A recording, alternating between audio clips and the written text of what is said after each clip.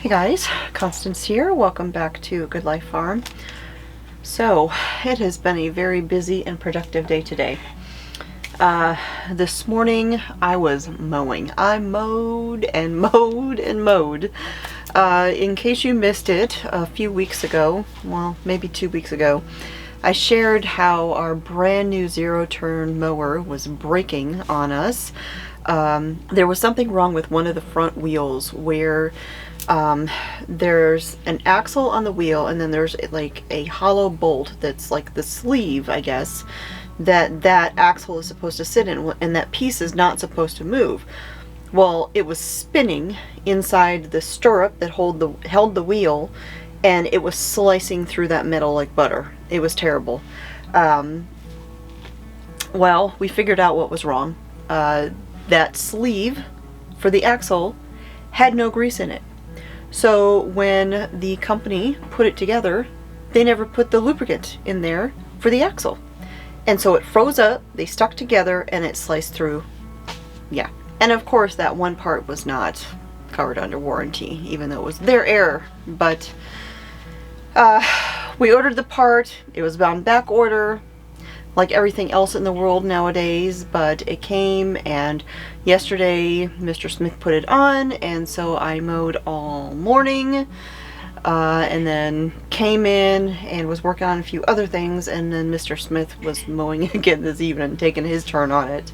But one of the things that we were doing today after I came in and took a shower was in this particular room. Now this is the room off of my kitchen that is officially a laundry room, but it's also my pantry, as you can see. I built this shelving here and there inside here, and then I've got a can rack that I built and all that stuff. I have a video where I talk about all these, and I'll link it down below if you're interested. But what we were working on in here today was the laundry portion of it.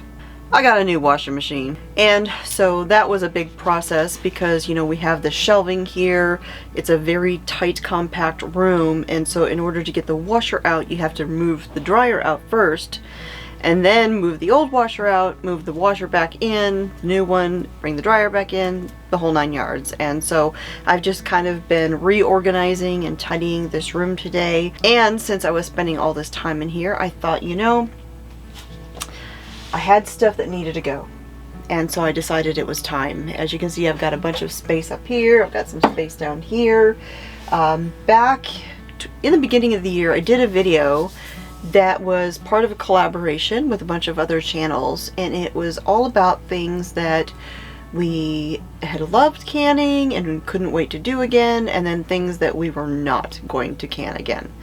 And all of those things that I said, well, most of the things that I said I didn't want to can again, were all still in here. And so I figured today I am doing organizing and tidying and all this stuff, and so it's time to move those things out. And so most of the things were soups, some meats that we didn't want. I'll put a link to that video down below too if you would like to see that again. But those jars, I mean, they were still sealed. The food was technically still good. We just didn't like or want what was in them. And so that food isn't actually going to go to waste. It is going to be feed for the chickens. Chickens don't care about the texture of the soup. They're just going to eat all of the stuff that is in there, and they will just turn around and make eggs for us.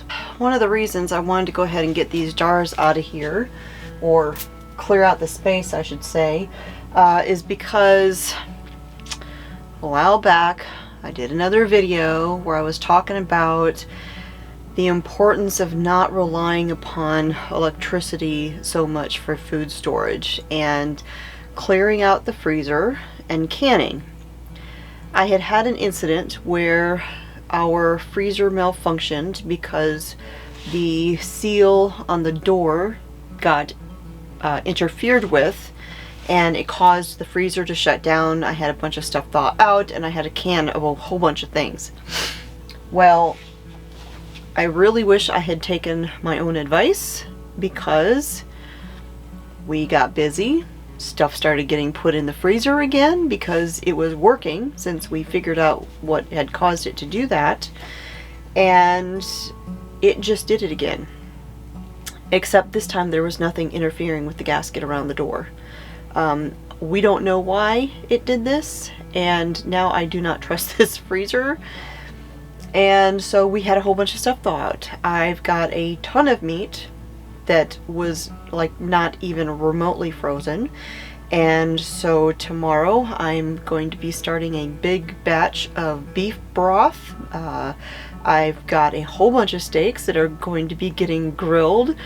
So we'll be having grilled steaks for dinner tomorrow, grilled steaks for dinner on Saturday, and yeah, there's going to be a lot of meat getting cooked and canned because, like I said, I really wish I'd have taken my own advice and not been relying upon the freezer quite so much. But while I'm talking about canning, I actually wanted to address a question that I got over on my website. I thought this was a great topic for me to talk about here a little bit. And that is stacking jars. One of the questions I've gotten about storing my jars, when I do a canning video, I always talk about how I'll remove the rings, test the seal, label the jars, and put them away in the pantry. And often people will ask me why I take the rings off, why I don't leave them on. And I do that for a couple of reasons. First of all, if I'm testing my seals, I can't test the seal if the ring is still on. I have to take it off to do that. But once the jars have been sealed and put away in the pantry, you don't need the ring anymore. That jar is sealed. That ring does nothing. And so I just keep the number of rings that I need to do all of my canning. Although those ones right back there are extras, but they're tucked out of the way a little bit. But as far as storage goes, the rings don't serve any purpose. But the question that I got was about stacking jars specifically. And the person saw me double stacking inside a pressure canner. And they commented that they thought you weren't supposed to stack jars. Well, you absolutely can stack jars in certain situations. When you are pressure canning, you can absolutely do more than one layer of jars in that pressure canner. The only stipulation is you have to put one of the racks in between the layers of the jars. If your jars are kind of short, you could even do 3 layers if you have enough racks and enough space to fit them all into your canner. When you are canning in a hot water bath canner, you can also double stack in those as well if you put the rack in between the layers to keep those jars nice and stable and all of that. And then when it comes to the water level, your water has to be at least an inch above the top level of the jars in the hot water bath canner. If, however, your processing time is 30 minutes or more, you want at least 2 inches of water above those top jars. So stacking for the processing pressure canner, yes. Hot water bath canner, yes. Steam canner, which I use quite a bit for high acid foods, is the no. You can't stack them in that. The other question in regards to the stacking is about storage. Now, there's a lot of controversy, or differing opinions I should say, about whether you can stack jars for storage. In the past, a lot of times people said no. The National Center for Home Food Preservation website, whatever it's called, they say that yes, you can. However, they do say that if you are stacking jars for storage, that it's a good idea not to put too much on top of the jars, not too much weight, and to make sure that you don't bang the lids. You don't want anything to damage your seal. But one of the tips is, if you are stacking jars for storage, that you should put a layer of cardboard in between them just to kind of cushion those lids. Now, I don't particularly like to do that, and so when I built my shelving in here, this was designed specifically for storing canning jars, and so I made the height of all of my shelves specific to pint jars or quart jars, and so I didn't leave really any extra room in there.